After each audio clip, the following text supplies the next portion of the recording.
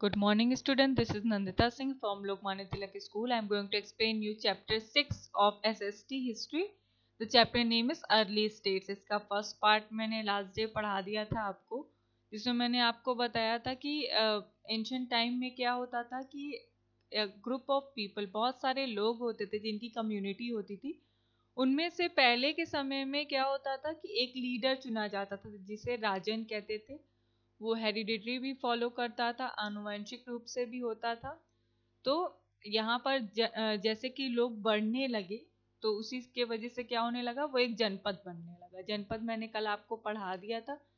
और इसमें मैंने आपको ये भी बताया था कि राजा प्राचीन काल में क्या करता था कि वो उसको डिवाइन स्टेट प्राप्त था, मीन्स उसे दैवी माना जाता था, देवता की तरह उसको पूजा जाता था। उसके लिए रस्में होती थी, बलियां दी जाती थी, अश्वमेध और राजसूय वाजपेयी यज्ञ होते थे। और जनपद जब और लार्ज वे में और इंक्रीज होने लगा तो वो महाजनपद बन गया। आज यहाँ से स्टार्ट करना है महाजनपद से। By about the 6th century BCE, BCE जैसा कि मैंने आपको पहले भी बताया, before Christ era. By about 6th century, many janpadas became large and powerful enough to be categorized as the mahajanapadas. और 6th सेंचुरी के टाइम पर क्या हुआ, बहुत सारे जो जनपद थे वो लार्ज वे में इंक्रीज होने लगे और पावरफुल होने लगे, जिससे कि उन्हें कैरेक्टराइज करके कैटेगरी के अकॉर्डिंग डिवाइड करके महाजनपद में इंक्लूड कर दिया गया। Information from Buddhist and Jain literature of the period talk about the existence of 16 Mahajanpadas between 600 BCE and 400 BCE। 600 BCE और 400 BCE के बीच में क्या हुआ कि जो भी इंफॉर्मेशन बुद्धिस्ट यानी बौद्ध धर्म और जैन धर्म से मिली थी, जैन धर्म के जो साहित्य से मिली थी, लिटरेचर से मिली थी, उससे ये पता चलता था कि 16 महाजनपद का उस समय व्याप्त थे। मतलब उस समय 16 महाजनपद पाए जाते थे। देवर कौन कौन से हैं? काशी, कोसाला, अंग, मगध, वज्जी, वृज, मल्ल, चेदी, चेटी, वमसा, वत्स, कुरु, पंचाल, मत्स्य, सूरसेना, असाका, अस्माका, अवंती, गंधार एंड कंबोज। तो ये सारे स्टेट्स थे, ये सारी जगह थी महाजनपद के अंदर जो आते थे। Most of this mahajanapada had a seat of power and और कैपिटल सिटी।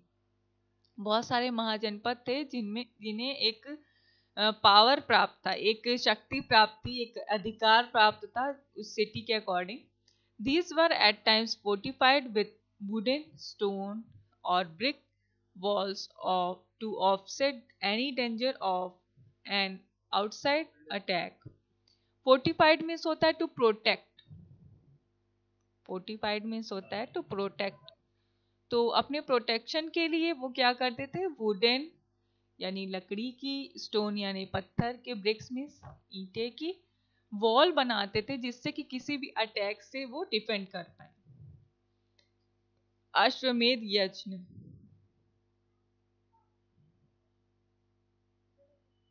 इसमें क्या होता था? अश्वमेध यज्ञ was an important ritual mention in the वैदिक लिटरेचर। वैदिक लिटरेचर में जो अश्वमेध यज्ञ मेंशन किया गया है, ये एक बहुत ही इम्पॉर्टेंट रस्म होती थी। It was performed by a king to demonstrate and establish his power. और it was performed by a king, राजा के द्वारा ये परफॉर्म की जाती थी, to demonstrate and establish his power, अपनी शक्ति को स्थापित करने के लिए, एस्टैब्लिश करने के लिए और डेमोन्स्ट्रेट करने के लिए, उसका विस्तार करने के लिए यूज की जाती थी। In this ritual a horse was let loose to wander in any direction freely for about a year। और इस रस्म में क्या होता था कि एक घोड़े को एक साल के लिए खुला छोड़ दिया जाता था, किसी भी डायरेक्शन में वो जाए फ्रीली, उसको पूरी फ्रीडम थी। Any territory in which the horse was let to pass without any obstruction would come under the rule of the king performing the yaj. और वो घोड़ा जिस भी जगह पर जाता था, अगर वो किसी भी डिस्ट्रक्शन को किए बिना चला जाता था, जैसे कि डिस्ट्रक्शन ऑब्स्ट्रक्शन एक ही हुआ, जैसे कि बिना किसी नुकसान को किए, बिना किसी तोड़ फोड़ के किए उस एरिया से अगर निकल जाता था तो उस एरिया पर राजा का अधिकार हो जाता था. If the horse was stopped at any of the kingdoms, a war was fought between the ruler of the kingdom, and the king performed the yajna to decide who gets to rule the kingdom. और जैसे कि किसी kingdom में किसी और राजा के राज में जाकर के अगर घोड़ा खड़ा हो जाता था तो क्या होता था कि उस राजा से, जिस राजा का ये घोड़ा था, उन दोनों में युद्ध होता था और जो भी जीतता था उसे राजकाल प्राप्त होता था. And the king performing the yajna to decide who gets to rule the king. Many rituals followed on the return of the horse, and the power and authority of the king was established. और बहुत सारी रस्में follow की जाती थी उस घोड़े को वापस लाने के लिए और शक्ति और अथॉरिटी को स्टैब्लिश करने के लिए. पावर और अथॉरिटी को स्टैब्लिश करने के लिए भी बहुत सारी रस्में की जाती थी. Come on next page. Types of government. The Mahajanpadas were either republic called Gan or Sangh or monarchy. महाजनपद या तो रिपब्लिक होते थे, गण में होते थे, जिन्हें हम गण कहते हैं, देखिए, और संघ और monarchy. The republics consisted of either a single tribe such as Sakya, Koli and Mallas, or a confederacy of tribes such as Vajis and Yadavas. क्या होता था कि the republic consisted of either a single tribe or such as Sakya, Koli, Malla. जो भी single tribe होती थी, tribe यानी कि एक क्षेत्र जहां पर कुछ लोग इकट्ठा होते हैं. द रिपब्लिक कंसिस्टेड ऑफ इधर a single tribe, single tribe के लोग, या जैसे कि साक के कोली मल्ल, ये जगह एक साथ होना, मीन्स ये सारे जगह एक साथ कंबाइंड वे में ट्राइब में होना. और a confederacy of tribe such as Vajjis and Yadavas, और या तो उन ट्राइब्स में संधि होना, मेल होना, एक साथ होना. A monarchy had the hereditary rule of kings, और मोनार्की यानी कि राजतंत्र जिसे हम कहते हैं, तो उसमें हेरिडिटरी फॉलो होती थी. जैसे मैंने बताया था आपको, हेरिडिटरी मीन्स होता है आनुवांशिक. जैसे कि पिता से किसी भी अधिकार को पुत्र को प्राप्त होना, उसे हम कहते हैं हेरिडिटरी. तो उस समय ये रूल फॉलो होता था कि राजा के बेटे को राजा का अधिकार मिलता था. For example, कोसाला and Magadh were monarchies, और कोसाला और मगध एक ऐसी जगह थी जहां पर ये रूल फॉलो होता था. डिफरेंस बिटवीन अ रिपब्लिक और अ monarchy. Republic function under the leadership और oligarchy assemblies and not of an individual, as was the case with the monarchies. Republics function under the leadership of oligarchic assemblies. Oligarchic assemblies means क्या होता है? जैसे कुलीन तंत्र, यानी कि छोटे एरिया के लोगों का शासन होना. तो वहां पर एक लीडरशिप होती थी, not of an individual as was the case with the monarchies. राजा के साथ होती थी, इंडिविजुअल लोगों को अपने सारे अधिकार प्राप्त नहीं थे, उन्हें राजा ही, उन पर भी राजा ही शासन करता था. In the monarchy, the king was the sole recipient of revenue from the peasants. but in an republic the revenue was claimed by every tribal oligarch known as राजा। और क्या होता था, मोनार्की में राजा के शासन में भी the king was the sole recipient in a revenue from the peasants, किसानों से भी और सारे लोगों से के अधिकारों के लिए राजा ही उत्तरदायी था। राजा का ही सारा काम था कि वो सारे लोगों को हैंडल करे। But in a republic the revenue was claimed by every tribal oligarch known as raja. लेकिन क्या होता था कि रिपब्लिक रूल के अकॉर्डिंग राजा एक सिंगल यूनिट में एक एक राजा होता था, वो अपने अपने यूनिट को संभालता था, मीन्स अपने अपने ट्राइब को संभालता था। Every monarchy had a regular professional standing army. सारे मोनार्की के जितने भी राजतंत्र होते थे उनका एक अपना एक अलग आर्मी सेक्शन था, उनकी अपनी अलग सेना थी। In a republic each raja was free to maintain his own army under his सेनापति।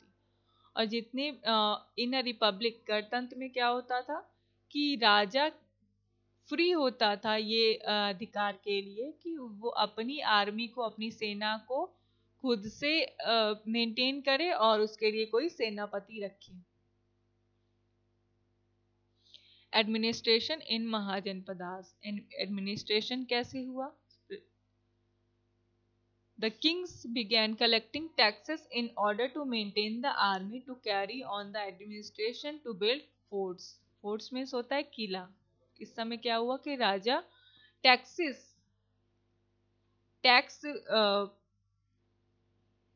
लोगों से टैक्स लेने लगे, जिससे कि वो अपनी आर्मी को, सेना को मेंटेन कर सके और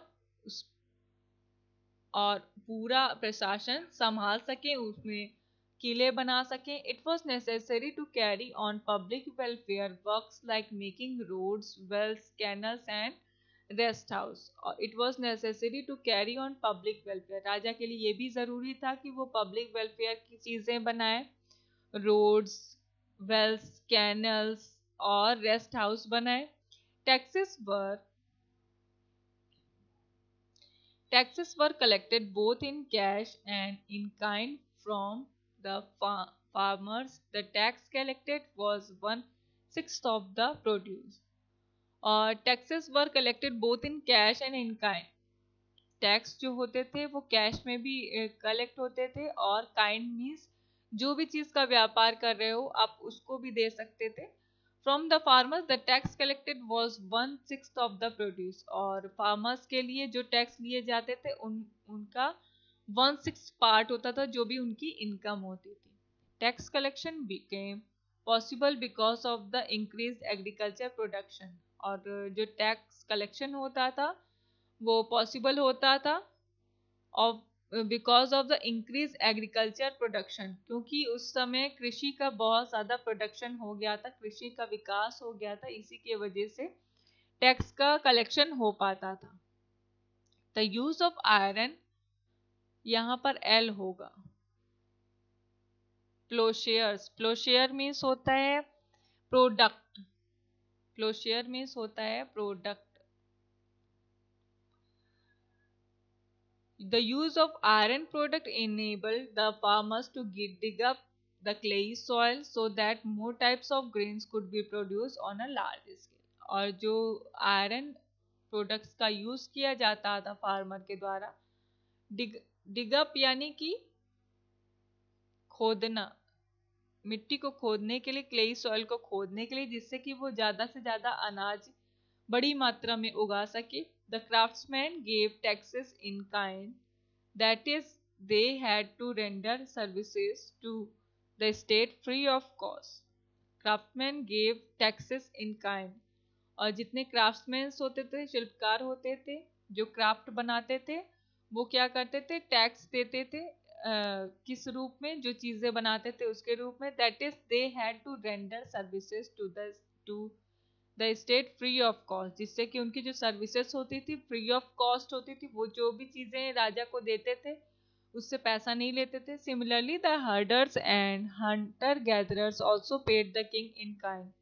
जो हर्डर्स और हर्डर्स मीन्स जो झुंड बनाने वाले लोग, ग्रुप में रहने वाले लोग। और जो हंटर गैदरर्स होते थे वो भी चीजों के रूप में टैक्स देते थे। Also paid the king in kind. The taxes were probably deposited with an officer called sangrahitri. और टैक्सेस जो डिपॉजिट करते थे उनमें एक ऑफिसर होता था जिसे हम संग्रहित्री कहते थे। This period also saw a growth in trade and commerce, resulting in growth of towns. और इस पीरियड में ट्रेड यानी व्यापार और कॉमर्स यानी आर्थिक व्यवस्था का भी बहुत सारा ग्रोथ हुआ, बहुत सारा विकास हुआ, जिससे कि टाउन का भी विकास हो पाया। The ruler of the mahajanapadas maintain a big standing army to protect this large territory। और महाजनपद में एक बड़ी सेना नियुक्त की गई जिससे कि उस टेरिटरी को प्रोटेक्ट किया जा सके। तो स्टूडेंट आज की क्लास में बस इतना ही। I will follow you tomorrow with the next part of this chapter. Till then, goodbye, take care. Good ma'am. Good day.